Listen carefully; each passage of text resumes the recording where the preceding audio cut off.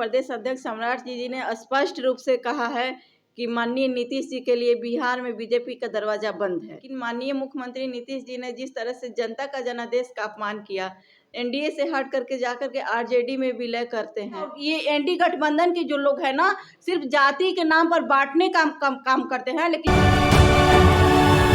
नमस्कार, आप देख रहे हैं तीसरा पक्ष न्यूज नेटवर्क। आज हमारे साथ हैं बीजेपी के प्रवक्ता पूनम मैम, जो कि एक अच्छे प्रवक्ता हैं, प्रखर प्रवक्ता हैं। आइए कुछ बिहार की राजनीति के बारे में चर्चा करते हैं। क्या मैम, आजकल लग रहा है कि माननीय मुख्यमंत्री बिहार के जो है मुख्यमंत्री नीतीश कुमार जी, कयास लगाया जा रहा है कि वो बीजेपी ज्वाइन करेंगे, फिर चले जाएंगे बीजेपी में। क्या लगता है मैम? देखिए, आज हमारे माननीय प्रदेश अध्यक्ष सम्राट जी ने स्पष्ट रूप से कहा है कि माननीय नीतीश जी के लिए बिहार में बीजेपी का दरवाजा बंद है। एक लाइन में है कि दरवाजा बंद है बीजेपी में। इतना बीजेपी मुख्यमंत्री जी के लिए बेचैन हैं, हितैषी हैं, हर चीज़ के लिए ख्याल रख रहे हैं। कुछ भी होते हैं मुख्यमंत्री नीतीश कुमार जी, चाहे कुछ भी वो बोलें या ना बोलें, फिर भी ज़्यादातर स्टेटमेंट माननीय मुख्यमंत्री जी के ही ऊपर होते हैं। आज उनके लिए दरवाज़ा बंद क्यों? देखिए, पहली बात तो कि जो एनडीए के साथ माननीय मुख्यमंत्री नीतीश जी थे, तो जनादेश मिला था एनडीए के साथ सत्ता में रहने के लिए। लेकिन माननीय मुख्यमंत्री नीतीश जी ने जिस तरह से जनता का जनादेश का अपमान किया, एनडीए से हट करके जाकर के आरजेडी में विलय करते हैं, तो इस तरह से स्पष्ट दिखता है कि जिस भ्रष्टाचार के खिलाफ माननीय नीतीश जी ने बीजेपी का साथ थे, वो आरजेडी के जैसे कि थे अपहरण, हत्याएं, बलात्कार, जिस तरह से उसके विरोध में माननीय नीतीश जी थे, और उसी के साथ अपनी सत्ता बचाने के लिए अपनी कुर्सी के लालच में माननीय नीतीश जी गए। तो इसलिए स्पष्ट है कि अब बीजेपी भी चाह रही है कि उनके लिए दरवाजा बंद है तो बंद है। मैम, मध्य प्रदेश के मुख्यमंत्री मोहन यादव जी आए हैं बिहार में। आप 2000 लोकसभा चुनाव के रूप में जाहिर सी है सबको देख रहा है, इसको बिहार पर कितना प्रभाव पड़ेगा मैम?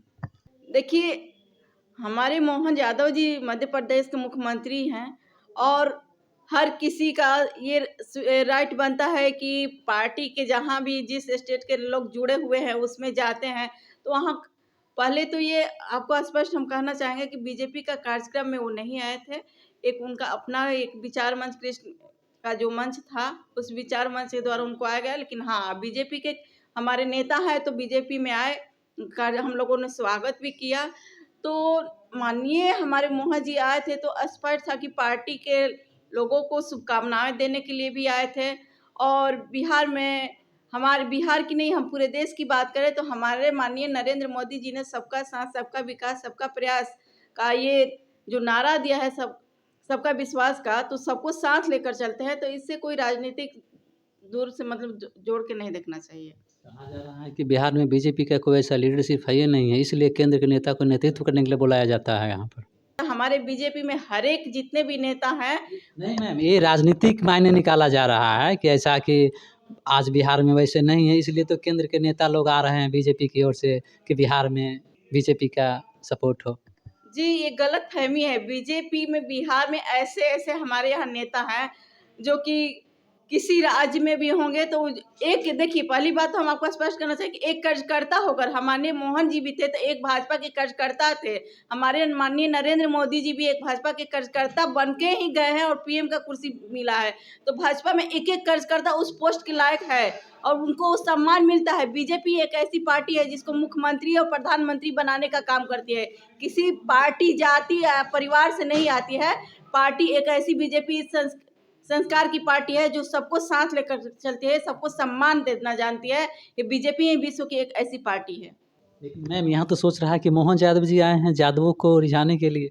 ऐसी कोई बात नहीं है। हमारे यहाँ नित्यानंद राय जी हैं, हमारे यहाँ नंदकिशोर यादव जी हैं, तो रिझाने के लिए तो ऐसी कोई बात, उनका कार्यक्रम था इसलिए आए थे। लेकिन मैम, अभी जो चर्चा ही यही है मैम कि यादवों को वोट तोड़ने के लिए ही वो यहाँ बुलाया गया था मोहन यादव जी को। लेकिन बीजेपी वाले जब इसे इनकार कर रहे हैं, इसका अर्थ क्या है मैम? देखिए, यादव का वोट, आखिर यादव का वोट कहाँ, बीजेपी को भी यादव की वोट मिलती है, तो आप किस तरह से माने कि यादव का वोट बीजेपी को नहीं मिलता है?